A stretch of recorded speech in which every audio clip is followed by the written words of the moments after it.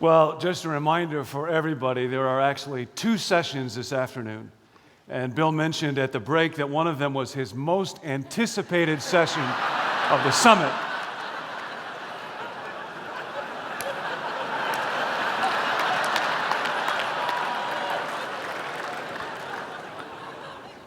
This is the other one.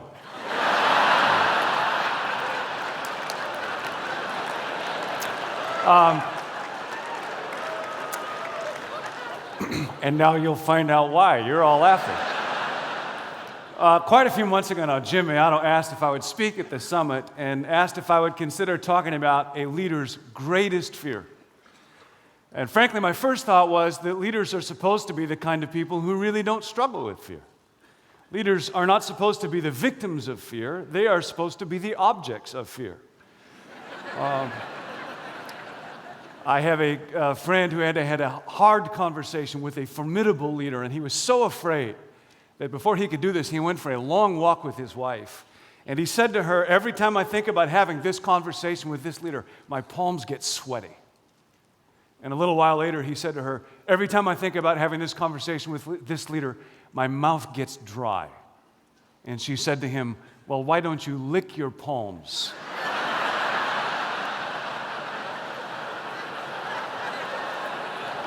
She didn't really have a strong mercy gift, really.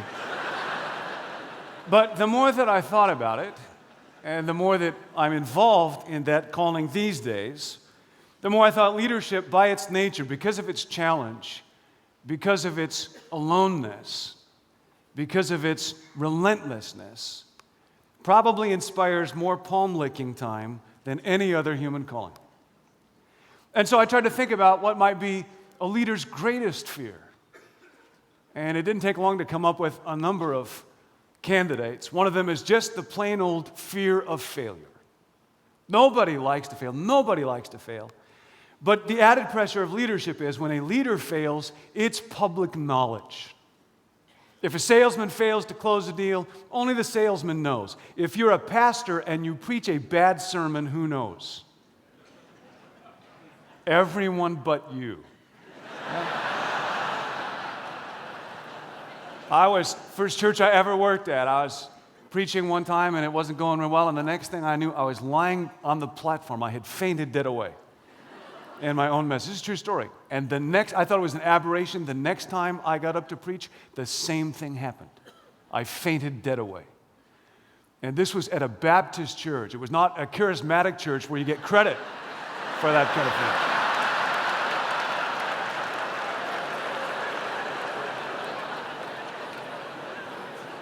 Failure in leadership is always a fear because it's a public deal. And then there's the fear of mutiny. When you lead in a strange way, you are at the mercy of the people who are supposed to be following you.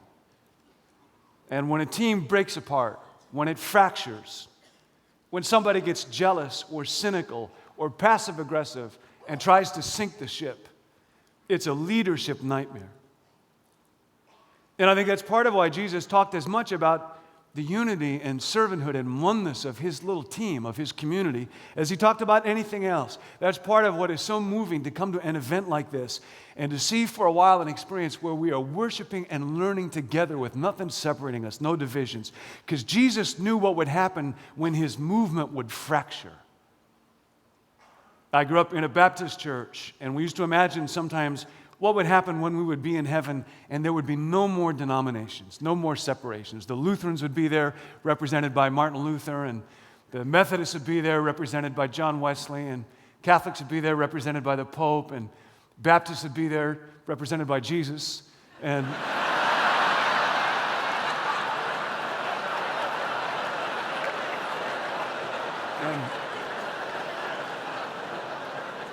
we just dream about that kind of thing because division, mutiny on the bounty, that's always a fear for anybody who's involved in leadership.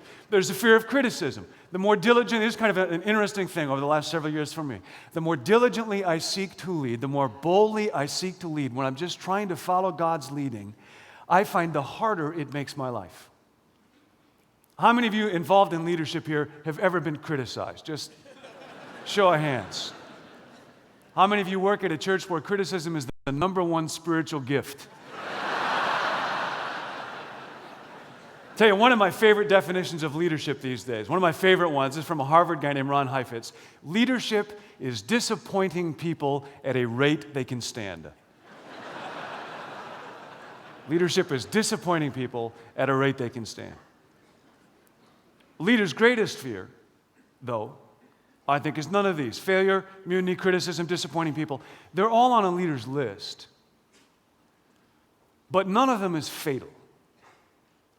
All of them are recoverable. They're not the greatest fear. I think a leader's greatest fear is not something that might happen to us. It is something that can happen in us. And I want to talk with you in this session about what is, or what I think should be, a leader's greatest fear. A leader's greatest fear.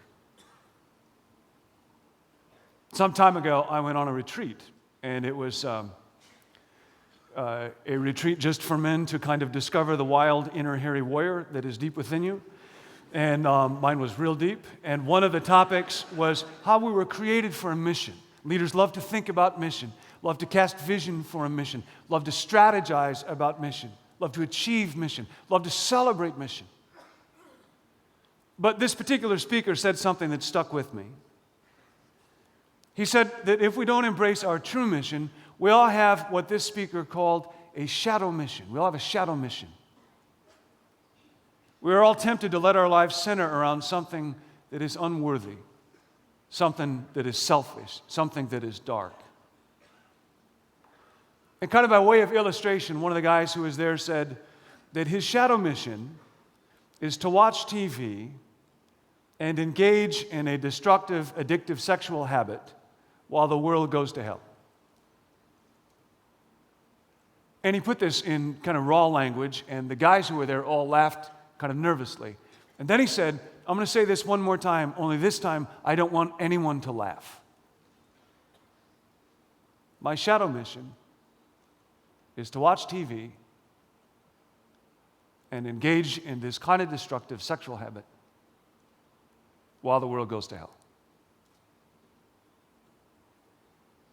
And we all thought of how easily a life can deteriorate into the pursuit of a shadow mission. How it can just kind of drift into being centered around something that is dark or unworthy or self-centered. And it can happen to the people who attend our churches. It can happen to whole congregations. It can happen to companies. It can happen to nations. It can happen to leaders. And what I want to do for what remains in this talk is to walk through a story in the Bible, the story of a woman named Esther. Because this story is a story of characters that were given a choice between a mission and a shadow mission. And people choose, and destinies get formed, and the world gets changed. Everybody has a choice. This is the way the book of Esther begins. Many of you know this story. Esther chapter 1, verse 1. This is what happened during the time of Xerxes, the Xerxes who ruled over 127 provinces, stretching from India to the Nile. Now, the author wants us to understand that King Xerxes was a man of immense power, but he was preoccupied with showing off his greatness. He, in fact, had no inner strength of character at all. He had no vision to die for. And he constantly needed other people to help him make up his mind.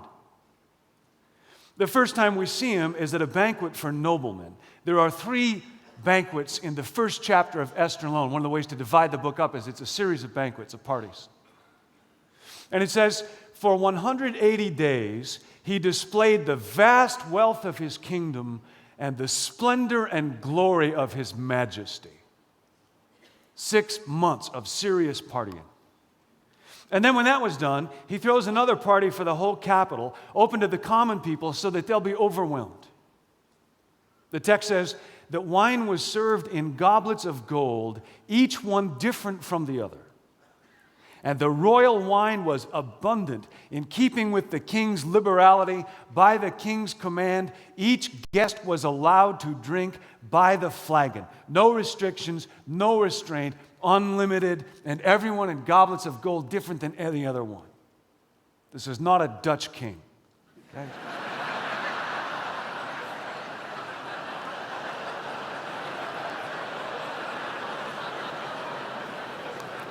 When we used to have management team parties at Bill House, we would drink 7-Up out of paper cups, which would then get reused the next time around, along with the paper towel napkins. Anyway, that's his party, this king. Now, there's a third banquet that's being thrown for the women. It's thrown by Queen Vashti. This banquet features no excesses, no juvenile behavior. By contrast, it looks quite restrained. She looks quite mature. Then we're told on the seventh day, when the king was merry with wine, he sent for the Queen Vashti. He had been showing off his possessions. Now, as the leader, he wanted to show off his ultimate possession. What do you think he wanted to show them about Queen Vashti? Think he wanted to show them her brains have her come and do math problems? Or her personality lead a lively discussion of the decline of the Babylonian Empire? No, it says in verse 11, he called her in order to show the people and the officials her beauty, for she was fair to behold. You imagine the humiliation involved for the subject of this leader. And then in verse 12, an extraordinary thing happens. Vashti says, no. Come parade myself before a Croissant mob after 7 days of Miller time? I don't think so. I think I'll stay home and wash my hair. Thank you anyway. Now, how does the king respond to this? Oh, you're right. That would be horribly awkward. I understand. Sorry I mentioned it. Not so much.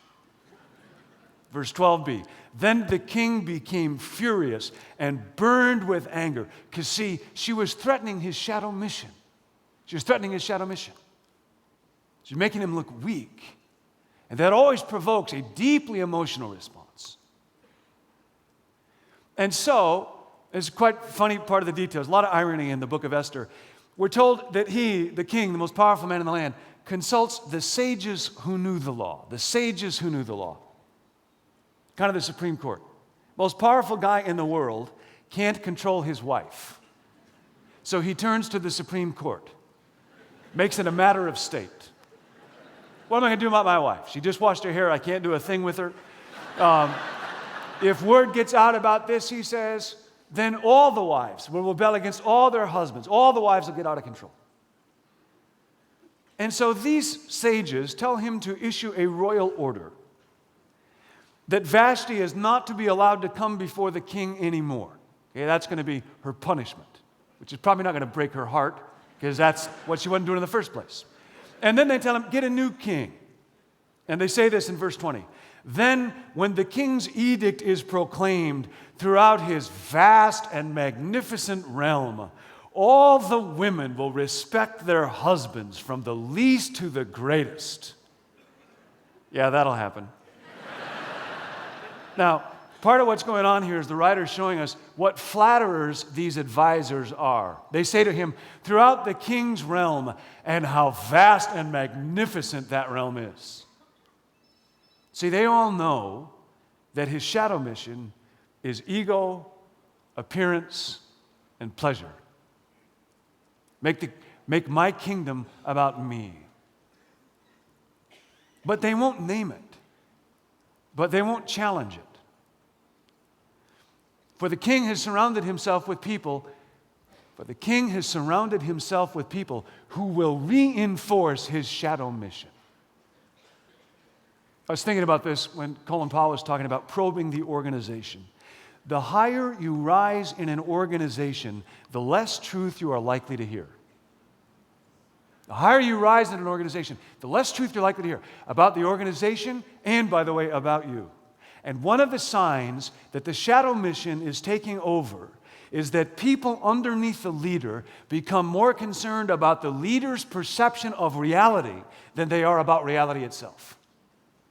They're more concerned about the leader's slant on truth than they are truth itself. The shadow mission of the organization becomes to placate or appease or impress the leader, and therefore to search for truth, to find truth tellers, is one of the leader's greatest challenges. At our church, we're involved in a financial campaign these days, and we're in that phase of it right now where I'm having one-on-one meetings with a number of folks. And one of the questions that I will ask, having been coached to do so, is, do you have any questions or concerns about our church? And they always do. And that's been kind of disappointing to me. And I realize what I want them to say is, no, everything's perfect. Here's a blank check. Okay? And what I'm learning is that one of the unexpected benefits of this process is the opportunity to get feedback from people who are deeply engaged. And one of the questions a leader has to ask is, do I want engagement or do I want compliance? Because you won't get both. If you get authentic engagement, it won't be compliance. If you get easy compliance, you may get that. You won't get hearts, you won't get souls, you won't get people who have a vision to die for. Well, Xerxes has some people who will reinforce his shadow mission. And so he decides to get a new queen.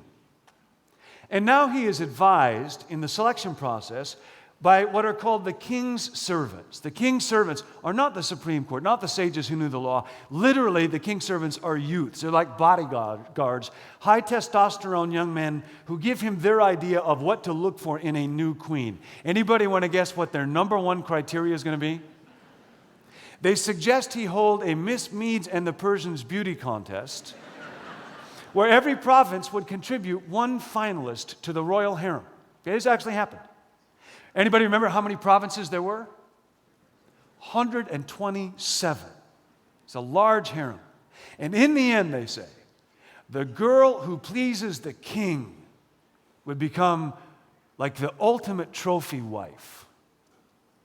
It is hard for us, I know, to believe in our day. There was once a culture so superficial that middle-aged men would try to impress other people by showing they had so much wealth and power that they could attract a wife with youth and beauty.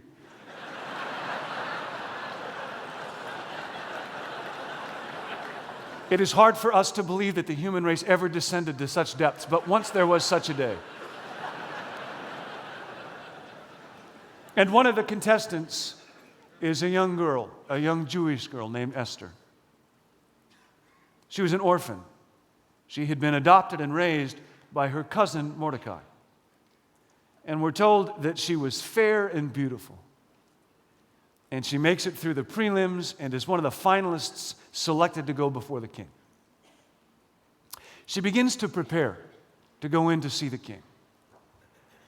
And because this story revolves around her, I want you to get some sense of the pressure that's put on this young girl, on how elaborate the preparation process was. Imagine all of the women who are listening to this talk, a date with a man that you're interested in. And think about, this may have happened in the past or somebody that you anticipate in the future, preparation time, bathing, hair, makeup, wardrobe selection, accessories, fragrance, or so on. How many of you who are women here have ever spent more than 15 minutes getting ready for a date? Show of hands. How many of you, just honesty time, how many of you ever spent more than an hour getting ready for a date? How many of you ever spent more time getting ready for the date than you actually spent on the date? How many of you ever had more fun getting ready for the date than you actually had? Yeah, hands everywhere. Thank you. I see that hand. Okay. Now you look at the preparation time for Esther's first date with the king. This is Esther 2:12. Before a girl's turn came to go into King Xerxes, she had to complete 12 months of beauty treatments prescribed for women. 6 months with oil of myrrh, and 6 months with perfumes and cosmetics. Thank God they didn't have like liposuction and stuff like that back in those days. Because this led to a lot of pressure on a first date. I mean, if someone's not attracted to you after 12 months of prep time, it's just not going to happen. And so this young, obscure, orphan Jewish girl goes in, all this pressure, all over the country. And Esther wins. And Esther pleases the king. And Esther is made the queen. And her apparent mission, what anybody around her would have understood, her mission now was to be eye candy for the most powerful man on earth. And the king throws another party, and Esther lives happily ever after, right? Not so much. There's another character in this story. His name is Haman, and he is Xerxes' chief of staff. He is a much stronger leader than Xerxes is. But he too has a shadow mission. He is mortally offended because there is one man who will not bow down and give him worship. And that one man is named Mordecai. And he's Esther's guardian. Haman is so offended by this man, by this lack of someone bowing down to, as the old King James translation would say, to give him worship. He's so offended by this that he goes into King Xerxes and offers him an enormous bribe. It's actually a huge sum of money. It's like the amount of money that all of the other countries controlled by Persia at that time would be sending in if he could be allowed to destroy Mordecai and Mordecai's people. And the king, in typical fashion, because this is this leader, the king's response basically, okay, whatever, doesn't even know which group of people it is. Because when you have a leader who has become seduced by a shadow mission, he is not likely to challenge the shadow mission of anybody else as long as it serves his. Okay, whatever. When word of this reaches Mordecai, he realizes that only one person can save Israel. Esther, the harem girl, the beauty queen. And he goes, sends word, charges Esther to go to the king to save her people, to have that kind of courage. Esther doesn't want to do this. She sends word back. It is a capital offense if you approach the king unsummoned unless he extends the gold scepter. It is a capital offense to approach the king. And it strikes her as not very smart to do that if you're going to do it to tell him that you do not like the way he's doing his job. The king is not real open to people defying him publicly. Esther knows what happened to Vashti. And there's more news that Mordecai doesn't know. Esther says, the king has not summoned me for 30 days. Okay, they are husband and wife. She has not seen him for more than a month. She knows he has a very full harem. He is not a devoted husband. It is very clear to her the king is not as excited about Esther as he was in earlier days. When I think about approaching Xerxes, she says to Mordecai, my palms get sweaty, my mouth gets dry. Now, many friends would stop there. I understand. I get it. Not Mordecai. Mordecai is going to challenge her. He says in chapter 4, do not think, Esther, that because you are in the king's house, you alone of all the Jews will escape. For if you remain silent at this time, relief and deliverance for the Jews will arise from another place. But you and your father's family will perish. And then these fabulous words, and who knows, but that you have come to royal position for such a time as this. Esther, the fate of a whole nation, the fate of the people of God, the fate of God's dream to redeem the world in human terms, at least as far as we can see it right now, rests in your hands. You have not been brought to this point in your life for the sake of accumulating an exquisite wardrobe and precious gems and exotic fragrances. You have not been brought to this point in your life to become the most desirable, attractive, applauded woman in the kingdom. You have not been brought to this point in your life for any of the reasons that the king thinks you have. You have have been brought to this point to work for justice and to spare people a great suffering. You have been brought to this point to oppose a man who is vile and evil and supremely powerful. You have a mission, Esther, and your mission matters. You have been brought to this point in your life not for yourself at all, but to be a part of God's plan to redeem the world. So, Esther, do not let your success at filling society's shadow mission for women blind you to what God says your mission really is. Esther, lick your palms. Now, to face the difficult truth, to face a difficult truth without getting discouraged, without going in the tank, and without getting defensive, just to receive it. It's one of the great challenges of a leader. And Esther does. Esther tells Mordecai she wants to have 3 days to withdraw with her closest friends for fasting and prayer. Because she finds out that this strange thing of moving into a position that seemed like it was all about exaltation and status and glory turned out to be not that way at all. It turned out to be really about sacrifice and serving. And she's going to need strength beyond herself for this.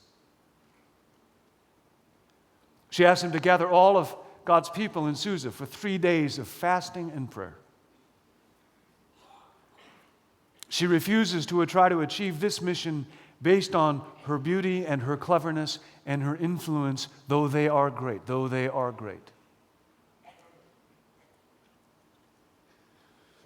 And it may raise this question for you or for your team. When's the last time you had an extended period of prayer? Maybe fasting and prayer. To ask God for clarity and courage about the mission that He's called you to. For you have been called to your position for such a time as this. She says to Mordecai, when this is done, I will go to the king, even though it is against the law. And then she responds with words that are as magnificent in their courage as Mordecai's were in their challenge. When this is done, I will go to the king, even though it is against the law. And if I perish, I perish. God, what a heart. And by the way, in a day where writers, even in our day, sometimes Christian writers, say that a woman's highest aspiration is to be a beauty rescued by a man, I find it ironic that one of the great heroes of the Bible is a woman who rejects the stereotype of the beauty queen, who subverts her dim-bulb husband, who puts on a clinic of courage, initiative, and emotional intelligence, and rescues all the men in the story.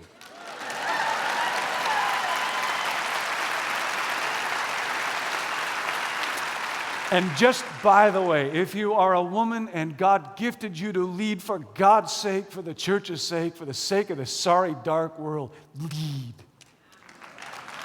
Now, I want to pause at this point in the story for a few questions for all of us. And the first one is this, just for you personally, what's your shadow mission? What is your shadow mission? Where is it that apart from the help of God, just your own depravity, that sinful nature that's a part of every one of us, will drift to on its own? Have you ever named it? Do you know what it is? It's a funny thing. I've been through lots of exercises on developing a personal mission statement, and to tell you the truth, I've had a hard time coming up with one that sticks. I kind of know the general area, but coming up with a snappy phrase that sticks, I've had a hard time. I can tell you my shadow mission in 4 words, and I've known it since I was 12 years old. I used to do some speaking when I was a little kid in our hometown, and there was an article one time that came out, and the headline on it was, "Talkative Boy Wins Acclaim."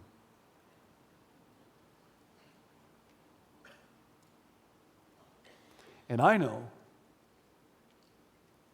apart from God's help, my life will be an exercise in self-idolatry and winning approval. I know it's a battle that I fight, and it's not like something that I identify and get done with it. It's a battle I fight every day, and I will fight it the rest of my life. And people I love get hurt by it. Everybody has a shadow mission. It goes all the way back to Adam and Eve. Take this fruit, and your eyes will be open, and you will be like God. For Solomon, it was pleasure. For Jonah, it was escape. For Pilate, it was abdicating responsibility. For a character named Simon the sorcerer, he's called in Acts chapter 8, his shadow mission was having a spectacular ministry. Remember, he's the one that wanted to buy the Holy Spirit from Peter so that he could do what Peter was doing. It looked like a good thing. Looked like it was going to help the church have a spectacular ministry. See, part of what makes the shadow mission so tempting is that it's usually so closely related to our gifts and passions and wiring. It's not like it's 180 degrees off track. It's just like maybe 10 degrees off track, but that 10 degrees is in the direction of hell. And then a calling gets hijacked by my ego and my wounds. The shadow mission is my authentic mission hijacked by my ego and my wounds. And there's no Jesus in it. But if you don't know it, if you don't name it, if you don't share it with the people around you, it's very hard to fight it. Next question. What is the shadow mission of your church, of your organization? Because, see, groups of people have shadow missions. In Jesus' day, Rome had a shadow mission. That was to build an empire. In Jesus' day, Israel had a shadow mission, and that was just to be exclusive, to be a little enclave. Israel was unique in having a string of people who called it away from its shadow mission. They were called prophets, and they were not popular people. And Jesus, one of the reasons that he died was he got stuck in the crosshair of a lot of shadow missions. What's the shadow mission of your organization? The church that I serve is a couple of miles away from Stanford and kind of in the heart of Silicon Valley. And the staff there named it Shadow Mission years before I ever got there, just by nature of where it is. They didn't use the phrase Shadow Mission, but that's really what they were describing. They would sometimes joke about the motto of the church, if we went wrong, being this: a successful church for successful people. And you want to think about how dark that is. You think about telling Jesus, that's our mission. A successful church for successful people. Make us feel good.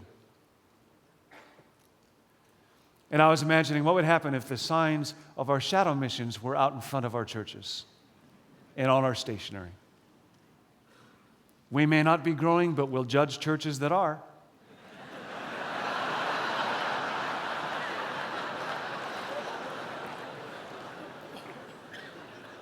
Successfully avoiding conflict since 1893. If you had to name your church's shadow mission, what would it be? And I hope sometime this weekend, over the next day or so, your team will have a chance to wrap your arms around that one. Next question. Who is Mordecai in your life? Who is Mordecai in your life? Who loves you enough to challenge you when you're ready to settle for your shadow mission? If you're part of an elder board or a leadership team, whether it's at your church or company or so, do you have regular, honest, fearless conversations about the reality of your shadow mission? If you are in the leadership position on that team, do you model this? Do you initiate it? If you are a leader and you do not know your shadow mission, I will guarantee you one thing: you're the only one on your leadership team who does not know your shadow mission. Everybody else knows it. And they talk about it. Esther had a Mordecai. And that changed everything. On the third day, she put on her royal robes. She stood in the inner court, and she waited for the king. You got to understand the drama of this moment. She does not know if she will have another one. Life or death are hanging in the balance. And the king sees her, and her heart's in her throat. Not an easy thing to do. Stand up to a shadow mission. And the king reaches out the golden scepter, and she'll live, at least for the moment. And the king says to her, "What is it, Queen Esther? What is your request? Even if it is half the kingdom, I will give it to you." Okay, now, that's really, you have to understand the culture of that day. That's like king talk for, "What do you want? I'm in a good mood today." Okay? If she'd have said, "Okay, I'll take half the kingdom," his tune would have changed real quickly. This is more along the lines of, "Would you like to be in charge of the remote control tonight?" Something along those lines. Okay? Because you have to understand the challenge. Sometimes people read through the Bible and don't quite get what a phrase like that's about. You have to understand the challenge that she faces. And that for Esther, as you will see, and for you and me, courage is indispensable. It's not enough. Her just savvy, her street smarts in this story are unbelievable. "Esther, what do you want? I'm in a good mood." Okay? She can't say, "I want to take half the kingdom." So what she does say is, "I'm having a party. I'd like for you and Haman to come." The king has never turned out a party in his life. So they come, and they have a great time. And the king says a second time, "Esther, what do you want? Even up to half the kingdom. It's yours." And Esther says, "If the king regards me with favor, if the king wishes to grant my request," his verbal skill is remarkable. "If the king regards me with favor, if the king wishes to grant my request, let the king and Haman come to the banquet I shall prepare tomorrow, and I will answer the king's request." Yet Esther's skill here, phenomenal. The king, by agreeing to come, has almost already agreed to her request. Her boldness, her intelligence, her timing. So much of leadership is timing. Her timing are breathtaking. And we're ready now for the climax of the story. But the author is going to leave us in suspense for a moment. And he switches back to this man, Haman. Haman's very excited about what's going on. Haman's all puffed up in his spirit. People get that way sometimes. And he gathers together his wife and his friends, and he lists all of these honors and all of his achievements and all of his wealth. And it's all really good. And then he says, "But all this does me no good as long as I see Mordecai sitting at the gate." Haman had a shadow mission. And I mention this because many, many people in your church face this one. Everybody faces one. Many people in your church face this one. It's maybe the great shadow mission of our society, and it's called more. More wealth, more power, more applause, more status, more honor, more. And Haman goes through his life thinking, if he could just get more one day, that'd be enough. That'd be enough. One indicator that you're on a shadow mission is a chronic sense of soul dissatisfaction. A chronic sense of soul dissatisfaction, because shadows can never satisfy the soul. A little burst of gratification every once in a while, but it never brings about deep contentment. People who live for more discover it never brings contentment. I can prove that with a single question. Who is more content, the man with $1 million or the man with 12 children? The correct answer is the man with 12 children, because he doesn't want any more.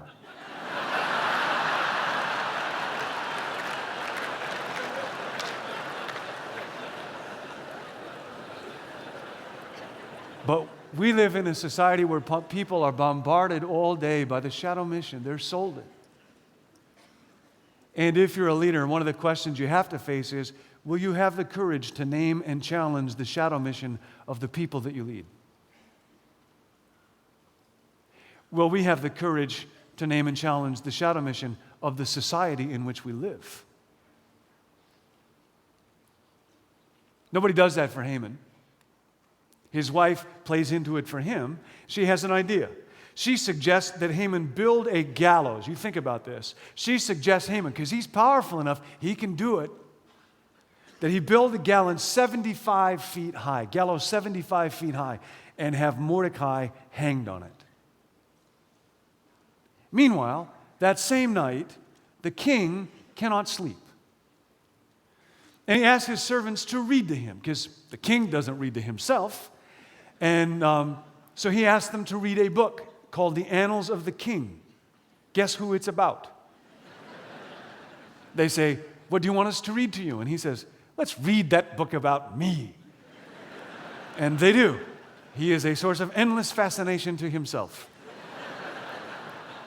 And as they're reading through this book, again, the decision to read the book is his decision. It is an expression of his shadow mission, but someone else is at work. Someone is lurking behind the scenes through every sentence in this book, as someone is working and lurking behind every moment of your life and mine.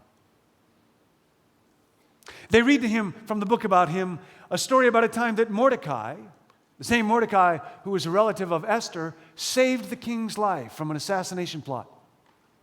And they realize, and the king realizes, Mordecai's never been honored, never been thanked. The next day, Haman arrives at the king's. And Haman knows nothing about that reading from the king's book. And the king preempts Haman with a question. The king says to Haman, "What should be done for the man the king delights to honor?" Now, Haman says, this is chapter 6, verse 6, and you picture this as a play. This is like a stage whisper. This is like an aside to the audience. Haman thought to himself, "Who is there that the king would rather honor than me?" Okay, now, if there's ever a picture of pride goeth before a fall, this is it.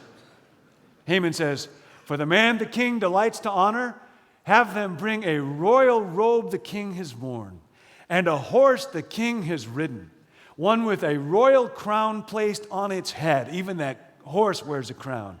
"Let one of the king's most noble princes lead the horse through the streets, proclaiming, 'Thus it shall be done,' nudge, nudge, wink, wink, for the man whom the king delights to honor." We all know who that is. Now imagine this moment.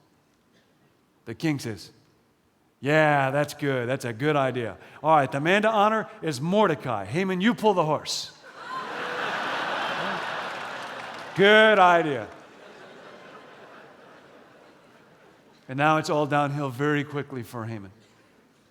Esther holds another banquet and tells the king the story that she and her people are about to be destroyed. The king says, "Who?" She says, "A foe and an enemy, this wicked Haman." And Haman ends up being hung on the very gallows that were built for Mordecai. And Esther reminds the king that the edict still stands against her and her people. And the king invites Esther to write the new state policy. And the ring that had been given to Mordecai, to Haman, goes instead to Mordecai, and Mordecai becomes the new chief of staff. And Israel becomes so favored that we're told at the end of the book, many people of other nationalities committed themselves to the God of Israel. All because one man was willing to name reality. Who knows but that you have come to your position for such a time as this? And one woman said no to a shadow mission of safety and security, and yes to following God. A vision to die for. And if I perish, I perish. Now it's our day. You are where you are. You have been given what you have been given for a reason. And it may not be as dramatic, may not look as dramatic as that of Esther and Mordecai or Xerxes and Haman, but it is eternal. And it matters in the cosmic balance. And there's a lot of fears that leaders have to deal with, but there's only one that is not recoverable, and that's the one that happens inside.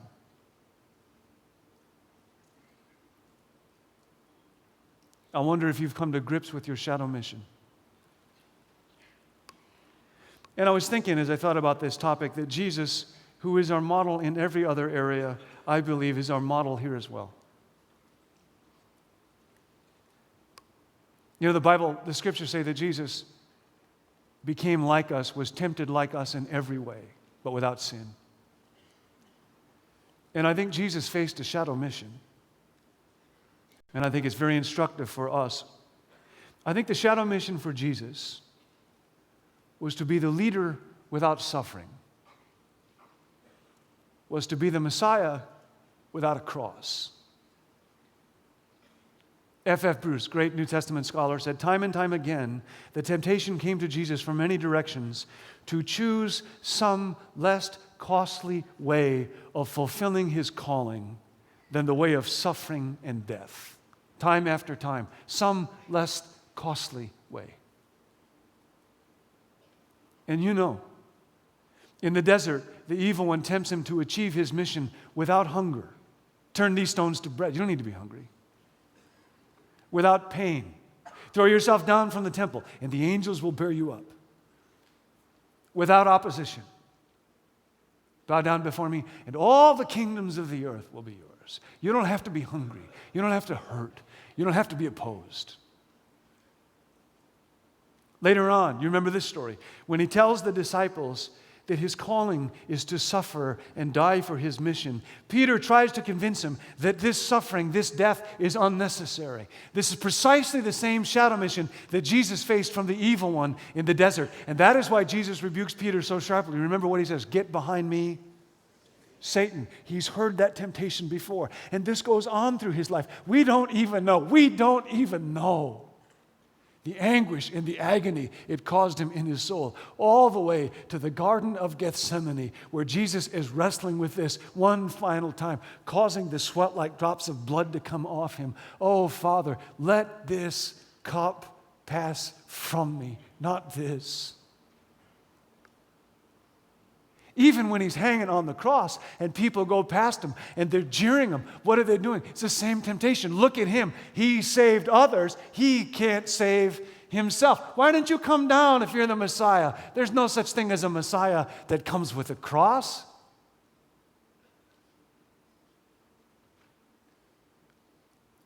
He stares a shadow in the face.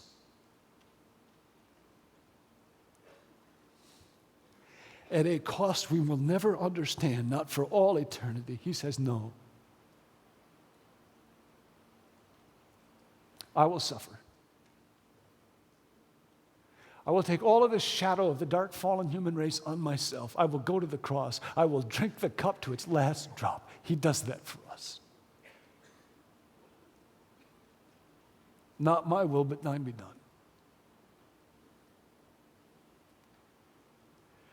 Because, see, our little lives, our little missions, are part of a much bigger mission. They are part of God's great mission that has been sealed by something far more powerful than our skills and intelligence. It's part of what's going on behind the scenes in this book of Esther. Esther, some of you know, is the only book in the Old Testament that never mentions the word God, but the reality is he's the main character in the story. There is a law that is unalterable in the story. There is a will that will not be turned, but it ain't the law of the Medes and the Persians. How is it that of all the women in the empire, a Jewish girl named Esther become queen? How is it that of all the people in the empire, Mordecai should be the one that saves the king from an assassination plot?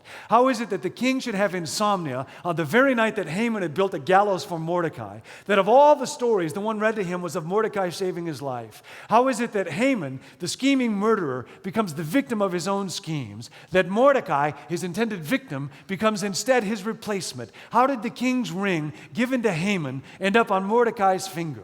How did the noose intended for Mordecai end up around Haman's neck? How is it that the people who marked the Jews for destruction are themselves destroyed? The writer wants us to know that even in the exile as they were then, no Jerusalem, no temple, no Sanhedrin, God is present, unseen, unnamed. He is at work behind the scenes, and his purpose is certain.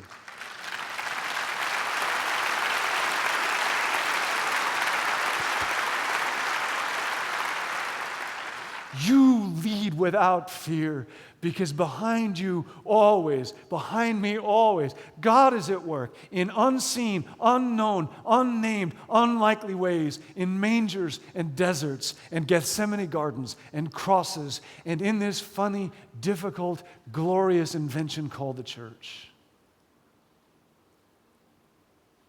Who knows? But that you have come to your position for such a time as this.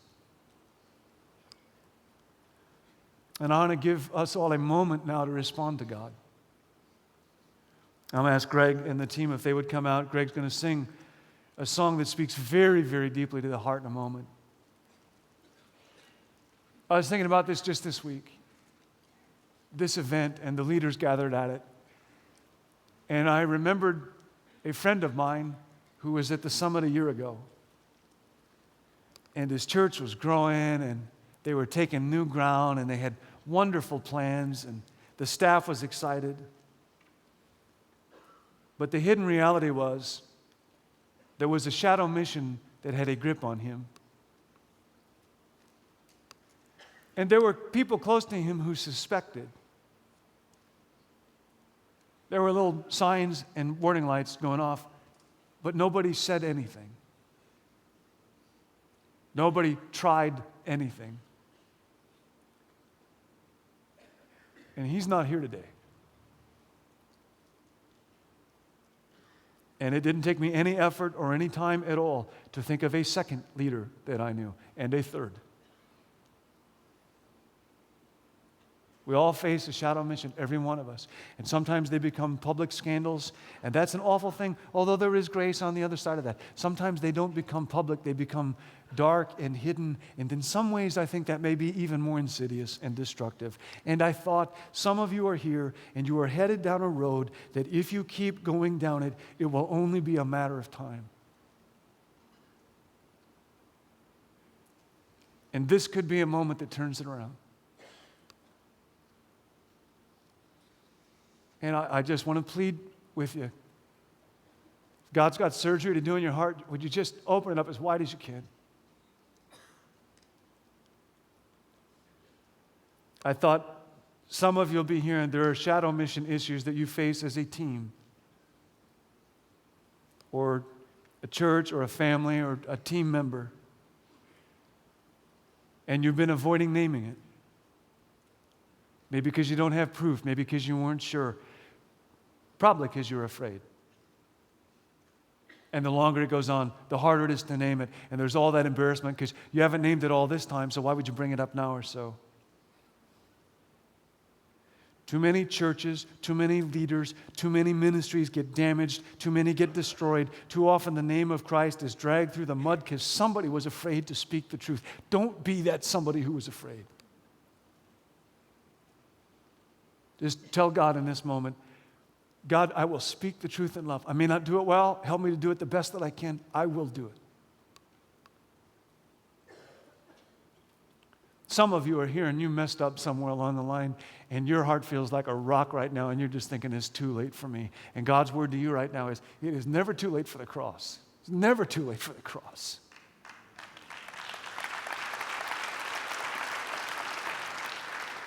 So whatever your condition right now, would you let God speak as Greg sings?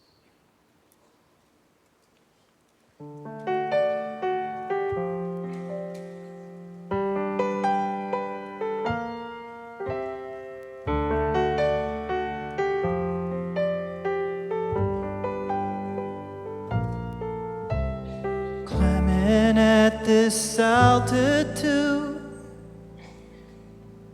I can tell the air is thin, but I keep climbing just the same till I lose sight of where I am.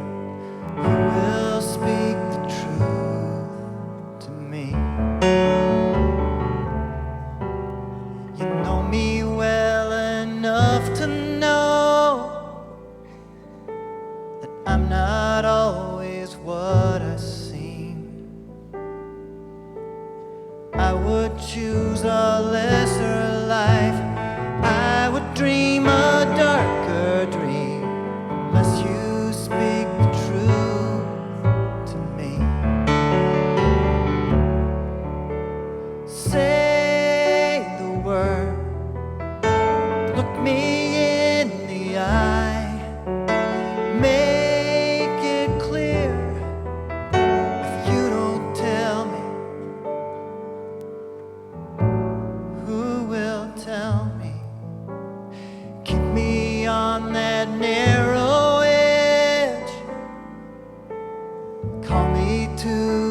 higher ground.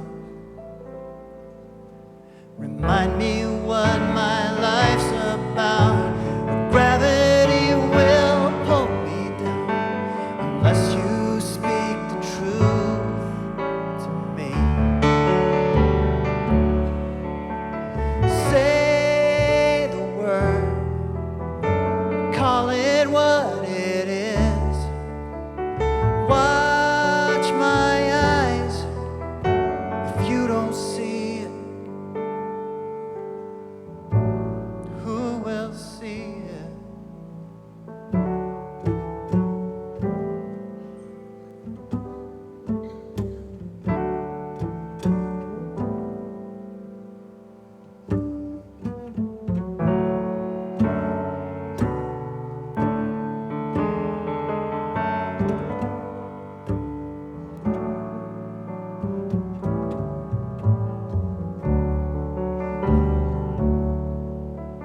Say the word, look me in the eye, make it clear. If you don't tell me, who will tell me?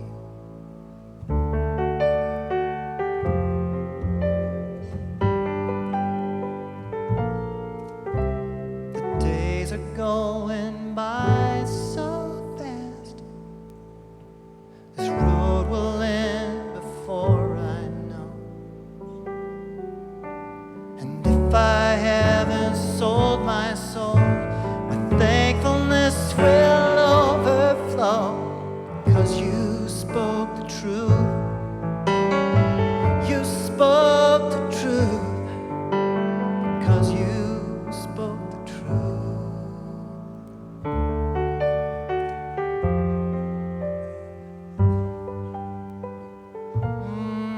To me.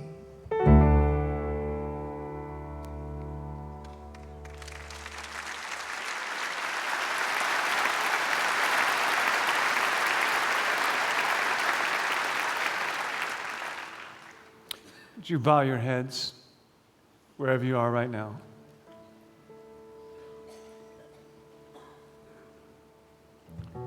Would you take just a few moments to allow God to say whatever it is that God knows you need to hear?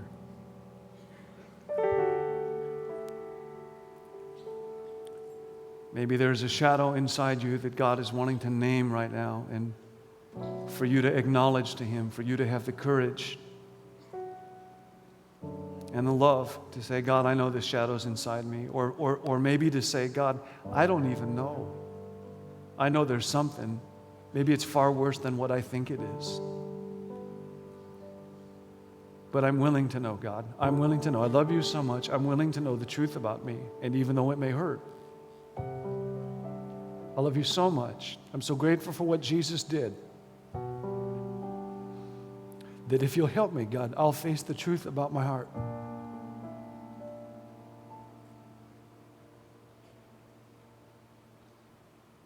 I'll do whatever you ask me to do to make things right. To get on a newer, higher course.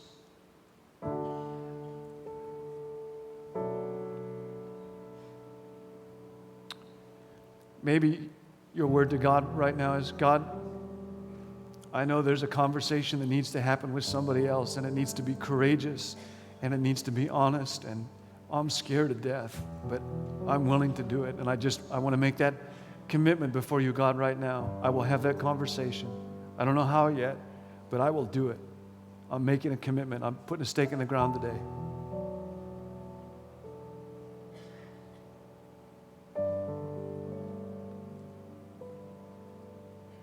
Maybe you gave into a shadow a long time ago. Maybe a lot of people have known. And what God is saying to you right now is, you know, I know all about it, and I love you. And I want to heal up all that guilt and all that regret and all that sadness. I don't want you going through the rest of your life with that. I just want to wash it clean and heal up your heart now.